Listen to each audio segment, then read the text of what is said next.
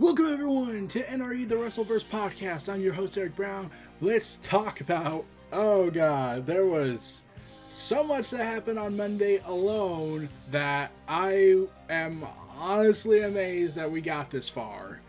And we're only at the halfway point. I mean, oh god, I was stunned what happened on Monday Night Raw before the show. Which is sadly the only interesting thing about Raw besides the one thing that we want to talk about, but we'll discuss that in a little bit as our main event. So before we get into the stuff that happened on Raw, let's talk about Vince McMahon is bizarre and weird. So Chris Jericho revealed that during his Talk is Jericho podcast, during a special Cruise Q&A edition, Chris Jericho talked about that Vince McMahon that Chris Jericho had this big meeting with Triple H and talking about wanting to have NXT talent be booked for his first wrestling cruise, the Cruise of Jericho. Sail it on, man. The Triple H was apparently might be for it, but like,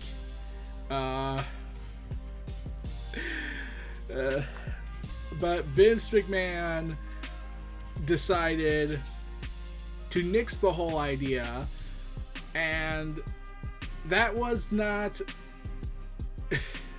actually the reason why. And there's like loaning talent to other endeavors. Okay, that probably would have been a reason, and I would have been like, okay, it's Vince McMahon, he has an over-controlling nature. Fine, whatever. But reportedly, according to Jericho, that wasn't the reason. This is what he said. So I talked with NXT for a while, and then in classic WWF fashion, they finally called me in a group call with about 7 people on it, and it took 45 minutes to tell me that they weren't interested. I was like, you could just said, hey guys, we're not interested by 45 minutes. The reason I found out was that this is so classic. Vince doesn't like cruises.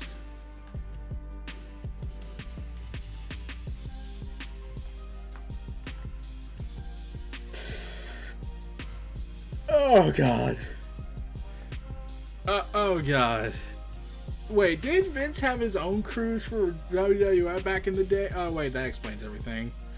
But this is what Jericho further elaborated on, because he had just seen the news where I guess there was a cruise where a bunch of people got food poisoning, something that happened where like, whatever, it's not going to happen on this cruise, I guarantee that. He was convinced that every cruise people die of food poisoning, and he was like, yeah, he's worried that there might be problems with the ship, and I'm like, what, he's scared it's going to hit a fucking iceberg? We're going to Mexico, it's fine. So anyways, NXT passed, and as soon as that 45-minute waste of time call was done, I picked up the phone, called Cody, who connected me with Hunter, Delirious, who connected me with Joe Koff of Ring of Honor. We had a Ring of Honor deal done in about 10 minutes, that quick. So yeah, WWE had a thing called the Wrestle solid name on that, during the 90s, which was several themed cruises, and I'm like, is that the reason why? Like, Vince being paranoid over food poisoning? Like, does he think he's going to be poisoned?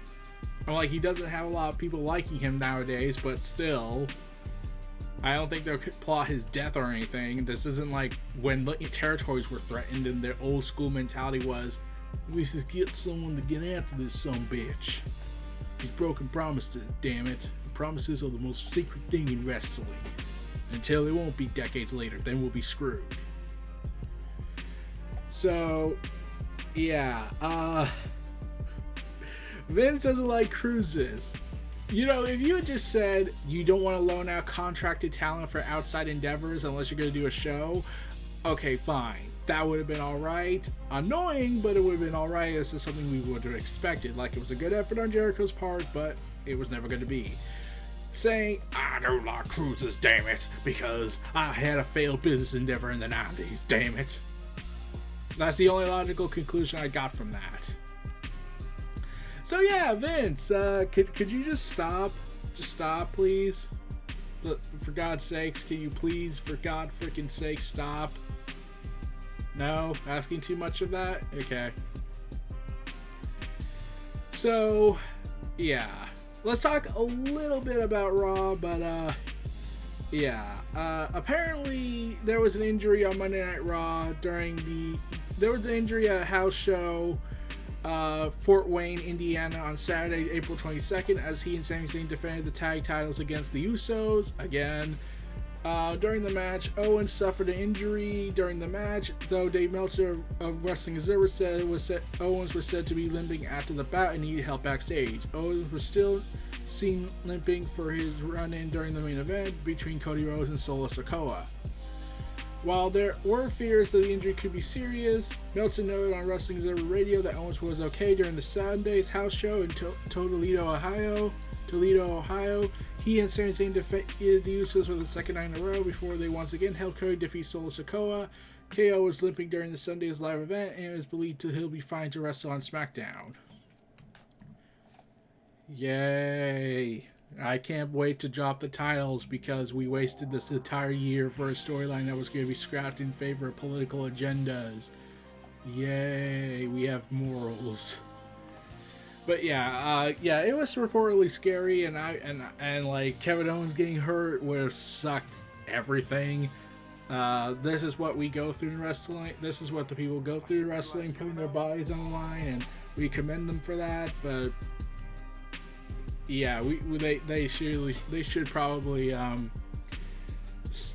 thought for sure house shows were going to be extinguished after the pandemic because of everything moving more to television based and all that, but WWE wanted to go back to house shows. I don't know. I can't recall if they still do 300 days a year, but that's probably different. Meanwhile, a former WWE title holder was back in Impact Wrestling. D'Lo Brown. Woo! But, yeah, D'Lo Brown was back in Impact Wrestling backstage during the recent TV tapings held in Toronto, Canada on Monday, April 17th. Currently unknown if he'll be back involved with the Rebellion pay-per-view event, and he did work the following day's TV tapings as the producer for Impact. It's unknown if Brown is back with the promotion full time, but he was universally loved during his previous run with the company. He returned to Impact for the third time in July 2019, signing a multi-year deal as a producer, and then transitioned into a talent relations role and served as color commentator from 2021 till early 2022, before being replaced by what was originally Aiden English. Brown continued to sporadically appear on screen, notably as a manager of the reformed Aces and Eights in June 2022, he then later departed Impact Wrestling in September of that same year. So, yeah, and remember how he was at one point Eurocontinental Champion, where he held both the European and Intercontinental Champion? Those were the days. But yeah, it would probably be great for morale. There is other rumors going on in Impact, but we'll cover that when we can. But I will just say this. Impact might be ready to feel the glow soon. Let's just say that. Meanwhile, All Elite Wrestling continues to be like, okay, so we have a whole bunch of events, right? Right. We have All In coming, right? Right. We need to trademark an old name for a new era, right? Wait, what? So, yeah, AEW continues to bring back more and more old wrestling concepts because, of course, they did. And so, yeah, the concept of this was like me thinking, okay, we're just bringing back more historical events for the future. AEW filed a trademark for WrestleDream with the U.S. Patent and Trademark Office on April 19th for merchandise purposes and pro wrestling events. I will not go over the entire terms of it, but like it basically goes with what you would expect. They previously had a WrestleDream show called Japan Super World of Sports promotion, which was being funded by an eyeglasses manufacturer, and yeah, they poached one of the top stars from All Japan Pro Wrestling, and they even had a working relationship with Vince McMahon, which WWE, because that's when the days when Vince and would be more open to working with other promotions that wasn't pissing everyone off. But yeah, Japan's Super World of Sports had this working relationship, which saw WrestleDream in Kobe featuring the likes of Hulk Hogan, Randy Savage, John Tenta, Bret Hart, alongside Minoru Suzuki and other people. They were then folded in 1992. So I think we could chalk this down as a probability that this didn't work out. So Thunder Rosa has been out of action since 2022 of August, and Fightful Select had to report even further bad news. Still not clear to return, and now she is set to set to do back surgery to fix the issue. And there's all been this drama between her and Britt Baker, and Tony Khan had to come out and state that, yeah, Thunder Rosa and Britt Baker don't like each other, but they are willing to set aside the differences if it meant doing business. Gee, I wonder if there's another group of people that should probably be thinking that. Okay, but let's not keep talking about that part yet. Yeah, so Thunder Rosa may have to go have back surgery because that was part of the issues with her injury. And yeah, she at least has tried to make amends and apologize to the women's roster and whatnot. Yeah, and we all remember when she was stripped of the belt, and they still were mad about that, mostly because the promo wasn't as long as the CM Punk one. Though I initially chalked this up to being like, okay, maybe Thunder Rosa just was very, like, we saw the promo, I saw the promo, and she looked way more emotional than Punk was. Like, every second she was speaking, she wanted to break down in tears, and I was like, maybe she just felt like she couldn't really handle it much in terms of having to go through this injury while she's supposed to be on this big hot streak, and then all of a sudden that's taken away from her, and she has to and she did try to relinquish it. She did claim she tried to relinquish it, but Tony Khan was like trying to see if it could work out in the end. Sadly, that wasn't the case. So yeah, that didn't work out so well. But if Thunder Rosa has to have back surgery, she's going to be out probably a lot longer than we anticipated. So maybe 2024 we could see her back, unless a miracle happens. Well, let's talk about this event. Monday Night Raw happened this week, as it wants to keep maintaining its longest running weekly episodic television show in history status. So, I do not watch Monday Night Raw. I do not watch WWE programming regularly anymore. Heck, I'm probably not even going to watch Backlash this time around because I'm still annoyed at the ending of WrestleMania. But, yeah, the most dramatic part happened in Chicago.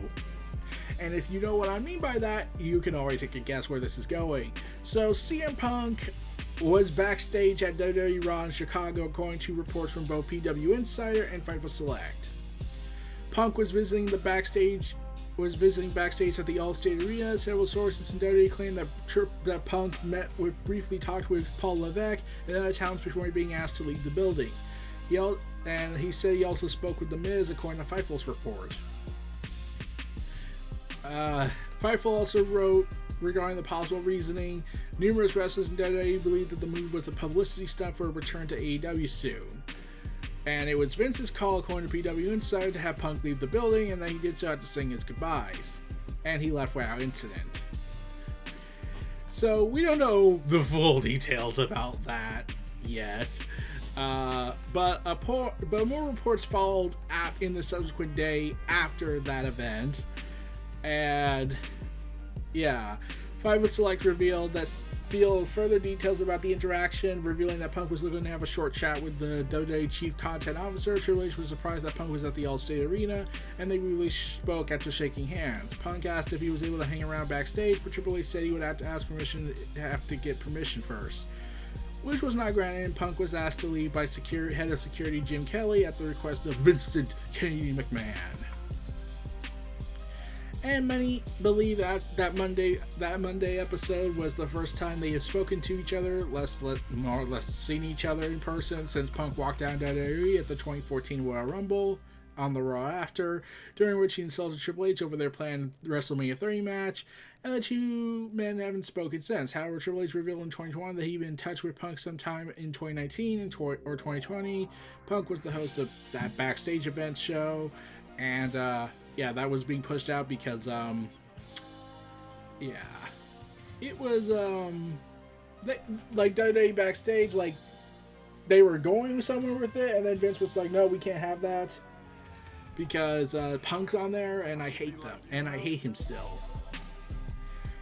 And because Dave Meltzer couldn't help but add fuel to the fire, he decided to go ahead and say that WWE was surprised by this event because it's not like he has friends in the WWE. Or like, it's not like he has a multi-year friendship with Kofi Kingston, because that would be stupid. According to Dave Meltzer, WWE management and people in WWE is that they're all idiots thinking, oh, well, clearly Punk visiting us is clearly an indication he wanted to come back. Dave Meltzer even acknowledged that whether that's true or not, I have no idea. Obviously, there were talks of him going back late last year, but he couldn't go because he was still under contract. My impression is that this was with Paul Levesque and not Vince, and my impression is that he didn't have any interest in him at the time. So whatever. Was it a publicity stunt for him to get publicity? I don't know. You have to ask him what his reasons were. I mean, he did fly. It was also reported that Punk ended up flying from Florida to Chicago on Monday with a number of WWE talents who were traveling to the show. Reports have also revealed that Punk was briefly backstage and talked to Triple H. Some people still think it was a publicity stunt, but apparently this was the update from PW Insider that came out. PW Insider revealed that Punk was in Florida over the weekend doing commentary for Cage Fury Fighting Championships and ended up on the same flight to Chicago as several WWE talented staff. Punk was sat next to some of the wrestlers, at which point he learned Raw was being taped in the All-Star Arena, and he was later brought into the building by other WWE talents. And according to a video that came out from somebody, apparently one of his insider contacts was surprisingly not Kofi, but Tamina. The more you know. Punk wasn't hidden during his time in the building, and he was in the common area in full view of anyone who went past. This caused Punk to bump into Triple H, and after a brief interaction, he asked if he was okay to be there and if they could speak for 2 minutes. If Triple H had the time, and then it was like he had to go and talk to the big guy, aka Vince McMahon, aka the guy who believes he's the god. Punk remained in the arena and spoke to several people, including The Miz, and the two spoke for some time, clearing up any issues they had in the past. While WWE reportedly Punk was there because he wants to come back, because the idea of visiting and squashing any beef, the age-old beef, was apparently out of the question. Yeah. So this is what it basically was. Punk heard Raw was backstage, was in the All-State Arena, which is a few minutes away from his home, and he was just like, oh, what the hell, I'll just go and visit. And someone under contract with WWE who saw Punk also said he was just trying to kill off any past heat he had with The Miz, which could have been also why he wanted to speak with Triple H too, because, you know, that's all the reasons we can have. It's just a visit. Like everyone freaked out over this. Everyone freaked out over this, thinking Punk was going to commit high-level treason. And like, Vince rewrote the episode of Raw, and I wouldn't be half surprised if Vince was that paranoid, because it's Vince. But like, was the idea that he just wanted to visit some people just so foreign to a concept? Like, I'm pretty sure Vince doesn't know that Tony Khan once visited WWE when before AEW, and therefore Vince would probably now think, oh, well, they're clearly trying to get information out of us, some dirt. We gotta prepare ourselves. We gotta rewrite the show, damn it. We gotta rewrite the show. So according to Fightful Select, the talent's reaction to this was one of disbelief. And Dave Meltzer added, saying that those he had spoken to were very surprised at Punk's sudden appearance at Monday Night Raw. PW Insider also indicated the immediate reaction within the pro show was the situation had to be some sort of lie. Punk being backstage was also not put together by AEW to drum up publicity. I mean, like, duh. I mean, we have to, like, does everyone just not acknowledge the idea, hey, maybe he's just there to visit friends? Nah, it's Punk. He can't have friends. Is that even humanly possible? He has to be an asshole to everybody. And like, it's not like he has friends with Kofi Kingston last we checked, and we haven't heard anything falling out between him and between them. So yeah. So as All In continues to go all in on this, we finally, Ticketmaster Seat Map also has revealed the front row tickets and all the other tickets. Now, I am not an expert on British money to US dollar conversion. Hardly. I'm not even an expert on that kind of economics. But when I was trying to at least try to find some conversion apps to help me with this, the prices for this are between P9 to P1. So from P9 all the way to P2, it's between 30 to probably $500, which, okay, that's a damn good sell. Well, P1, which is like really close to the ring, is $1,500, which is like, okay, so you're probably going to get the very rich involved in this, or people who have a lot of time to kill. I had written up that, okay, this looks like a pretty damn good incentive to make everything accessible for the fans, because let's be real, AEW is trying to make this show work, especially since they're in the UK and that was scorched earth by WWE, and then Speaking Out killed the scene, and then Vince decided to cancel NXT UK for NXT Europe, which hasn't gotten off the ground yet. So yeah, that was a bad day for everybody. Yeah, when I heard the ticket price, I was like, I wrote this, these are surprisingly good ticket prices. Really, P8 to P2 could sell really well. Travel arrangements could be planned out in advance, and services that can be helped budget those expenses. I'm hoping for the best. And of course, I'm pretty sure the tribalists are currently freaking out and plotting to usurp the Webley owners and send threatening letters, because of course AEW must fail for the god of Vince. And I'm just like, can we just enjoy wrestling? Especially in the UK scene, they need some entertainment, especially given the cost of living crisis going on for them. Like, here's the thing. I've talked to somebody on Twitter about this, how, you know, the whole cost of living crisis that's been affecting the UK scene and the incompetence of the government. And, yeah. He's not optimistic about the sales because of those economic factors, which, you know, is more reasoning and logic arguments than harass, threat, dox, and do other insane stuff. So, yippee.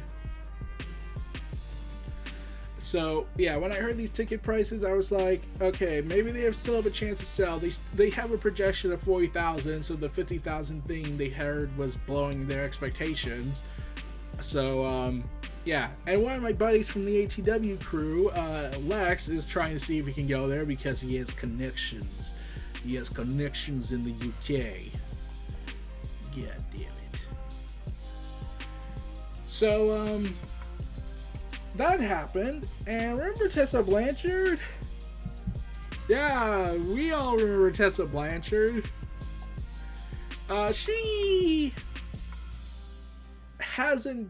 She's been kind of off the grid after the whole women of wrestling stuff fell apart before she even appeared on screen. Probably having to do with selling a nuclear heat shirt, because trying to make money off of a horrible event that happened with Tessa Blanchard, that's the reason why she was ostracized by the wrestling industry, kind of was a dumb idea. But I'm going to chalk that up as a maybe. Oh, god damn it. So, yeah. The last thing we heard about Tessa Blanchard was that sometime she posted a photo of herself and La Rosa on Instagram, and that suggested they reconciled following the whole event that happened in 2017, trying to showcase that Tessa is changing and whatnot.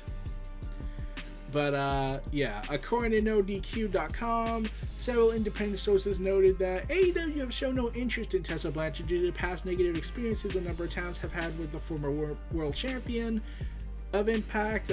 So, yeah, that might be out of the question. And with her father not in part of AEW anymore, Tully Blanchard, any chance to have her be her Jiminy Cricket was falling out the window. Yeah.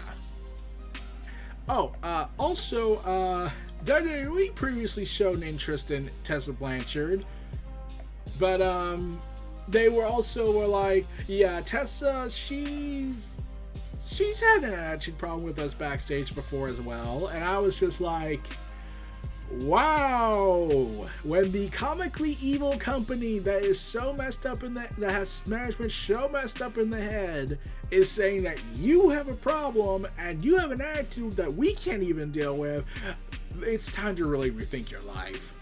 But WWE has previously shown interest in Tessa Blanchard, but there's just a condition with it. Because WWE doesn't believe in God knows what else, WWE's under the impression, well, Tessa Blanchard, she could join us, but she needs to join NXT as a developmental talent. Goddamn. You would think she'd get the AJ Styles treatment. But yeah, neither WWE nor AEW have changed their stances on Blanchard, and the perception that she is difficult to work with has not been altered, though things could change though if she is how she is viewed by talent improves, or if either promotion suddenly becomes desperate for talent. I think we're kind of good on the desperation for talent as out the window for a while, especially once Endeavor fully merges with WWE and they have to start laying off people again, and then we'll be dealing with that issue again. Getting all pissed off over that. Also,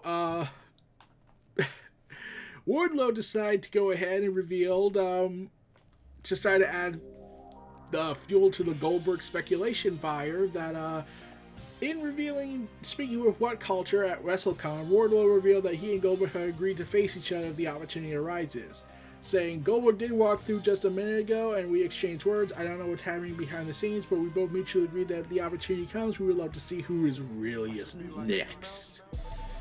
And he named Goldberg as one of the greatest monsters in pro wrestling history. Wow, that's harsh. Batista, Lesnar, Goldberg, I put those three in the same category of dream monster matches. I mean, we just heard Wardlow chants. We haven't had that since Goldberg, so I think Wardlow versus Goldberg, man, it doesn't get any bigger than that. It does not get bigger than Wardlow versus Goldberg. So, yeah. Here's the thing about the idea of Goldberg and this idea.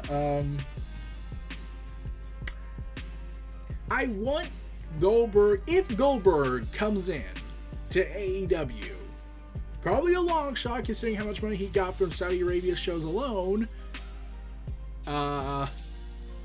he does only one match and he has to put them over. No ifs, ands, or buts about that. And as much as the appeal of seeing Darby Allin fling himself around and showcase his rubber bones and see him get crushed into powder by Goldberg's spear, I kind of don't want to see that. But yeah, I would be all for Wardlow being the last guy Goldberg fights. Wardlow, Wardlow, Wardlow. Imagine the crowd. Wardlow does his entrance and they sing that, and then they go ahead and Goldberg comes out and is like, Goldberg, Goldberg, Goldberg. And then they get dueling chants as they stare each other down with fans saying, Wardlow, Goldberg, Wardlow, Goldberg. That kind of would be awesome. I just really just want Goldberg to just put Wardlow over if they do that match, and then be done and call it a career after that. So, remember the Grizzled Young Veterans? So they tried to request the release and recently, but they've been denied. Revealing, as of today, WWE has denied my request for release. I want to thank you all for your support throughout my career. I'll never take that for granted. My contract with WWE expires on the 14th of October, 2023. I'm excited to share our next chapter once we are free agents. And yeah. Our statements tonight are simply factual and intended to keep our fans who have been asking questions updated. I would like to add that Joe Gracie and Ava WWE are both boss and will continue to smash everything they do. Lots of love for both. So yeah, girls of young veterans are stuck in WWE, and of course the gatekeepers had to come in and say, no, you can't leave WWE. Think about your family. Think about your money. Think about the money. Think about your family. Think about the money. And whatnot. And I was like, I'm sure they've had this thought process for a while. It's not like this is a spur of the moment decision. This is sort of like how the Mustafa Ali situation happened, where he disappeared for like 2 months, and then he disappeared for several months, and then decided out of nowhere to announce, I have requested my release from WWE.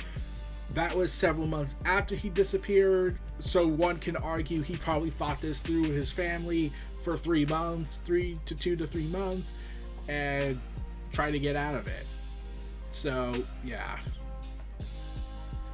So Vince McMahon took over and made several changes to Raw, like I mentioned earlier, because, of course, mostly the women are pissed.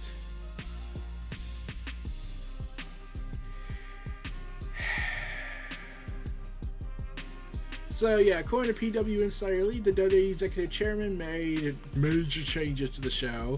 Changed the finishes to a number of matches, notably how the finishes will come about as opposed to altering the planned winners.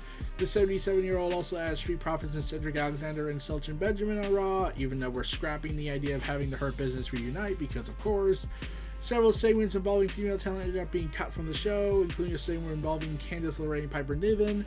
This is the second time in April that McMahon scrapped a segment involving those two. Another segment with Adam Pearce and several female talents were next to, as it was decided the time should be used to set up a 6-woman tag match with Damage Control. Zelina Vega and Tamina were both backstage at Raw, but didn't appear on the show, probably because Tamina was being punished, probably screamed at for bringing the traitorous rebel in. Yeah, I'm like, if that video is accurate, that came out. And Vince ultimately did not interfere with the Bad Bunny's creative, and Rey Mysterio versus Damian Priest was left as the main event following Vince McMahon's meddling. Of course he did.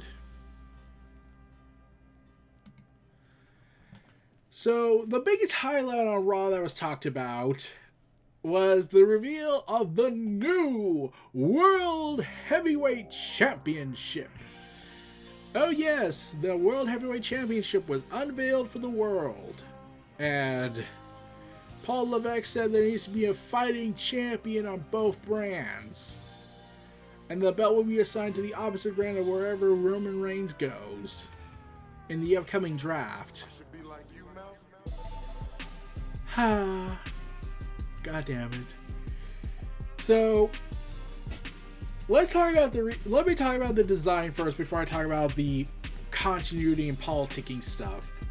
So, the design and whatnot. So this is what I wrote after we had gotten a much clearer image of the belt. Okay, so now that we have a much clearer look at the new World Heavyweight title, I can honestly say it does look good, but certain improvements could be made in my opinion.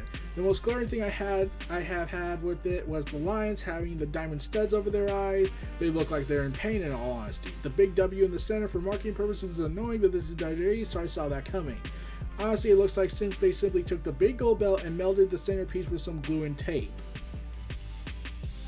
And then and this got a little bit of attraction on Twitter, so here's some comments I got from people. The text is hard to read, and they should mix the stones up a bit and make it look more striking. And I just wrote, and remove them from the Lions' eyes. Another YouTuber, Comic Book Bob of Wrestle Council said this: WWE logo needs to be a little smaller, and the detail needs to some shadowing to pop out. It's clear this is a homage to the big gold belt and could work with a few tweaks. And then I just wrote WWE Championship Creating Committee Meeting. Slap the logo, slap the logo. And let's see, as that continued on, the WWE logo is too big. I like the belt minus the slap the logo, that makes it look tacky. Reminds me when they slapped the Big Impact logo on the old TNA World title. It looks so bizarre, but at least they have another world title again.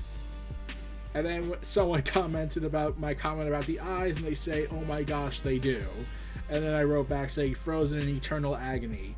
And they said, likely they saw Medusa, the myth, not the legend. And then I said, worse, they saw Vince. And one person commented on the politicking stuff. So, this is what was the big topic. Sports Illustrated reported the new World Heavyweight Championship was a Triple H decision, as the content officer believes Raw needs a world champion, with the belief being that Roman will be selected for Friday Night SmackDown. Some question why someone like Gunther, aka Walter, aka please for God's sakes call him Walter again instead of making me remember what the reason why he was called Gunther initially, as Gunther Stark, where the Intercontinental Champion couldn't be moved to Raw and established as the brand's main champion, but multiple sources told Sports Illustrated that Triple H prefers having world champions on separate brands, because even though the Intercontinental title was initially designed as a world title for the workhorse side, we have to ignore that aspect of history. So anyways, let's talk about the political stuff we had gotten from this. So I went ahead and talked to some people about it, and they mentioned, and this is what one person said that started the whole politicking side discussion of the world title. What it looks like isn't the real issue. It's more that it's an utterly stupid decision to even have it. And I just wrote, oh yeah, I agree, and wrote, Cody, finish the story. Triple H, the story is never finished. Me, more like, we're not going to even continue the story. And then they mentioned the whole, and then someone came to me and told me about the whole Brock Lesnar holding the Undisputed title hostage, so Bischoff handed Triple H the World Heavyweight title. And then I pointed out that, okay, backstage politics-wise, yes, it led to the eras of the Reign of Terror and the SmackDown 6, but in storyline, it's a very different thing. Brock Lesnar held the mere one title and was originally set to fight Triple H after the latter one contendership. However, SmackDown GM Stephanie, being a McMahon, rival of Bischoff and recently ex-wife of Triple H in storyline, decided to sign Lesnar to an exclusive deal in order to get one last McMahon spite in. We wouldn't get the whole part-time crisis till a decade and a half later. And yeah, we then start talking about the part-timer crisis and title lineage and all that. It actually gives an interesting thing about how the idea, how if we go by lineal champion, then the current reigning IWGP champion is also the WWE lineal champion. So if we went by that logic, Vince should be probably pissing himself off and pissing off everybody and wanting to go back in time and probably stop, NoDQ winning the world title and never losing and being stripped of it. Another person said, is it a legit world title belt because it's being given in the keynote of Saudi Arabia, and the last time a trophy and or belt was given on those shows, it got destroyed on Raw or simply forgotten about. And then I wrote, to WWE, it is a legitimate world title. Roman will still be Universal Champion because 1000. And then he wrote, so basically the title is just a 24/7 title, because until Roman is dethroned, you gotta be an idiot to declare yourself world champion. If Seth or Cody wins it, it's a pity reign because neither got to beat Roman for the real thing, and the reality is no one should beat Roman, sadly. Then conversations continue saying exactly this. It's the non-Roman title, and it will also have a knock-on effect on the existing second-tier titles, which now become third-tier. It's a mess, basically. Personally, I would have Gunther dethrone Roman once the 1,000 days surpass. He's not faced Roman. He's got a faction that, if you add Dragunov, will have even numbers, and he's done remarkable with his Intercontinental title reign himself. They'll probably have him merge the Intercontinental belt with the belts, and then hijinks ensue.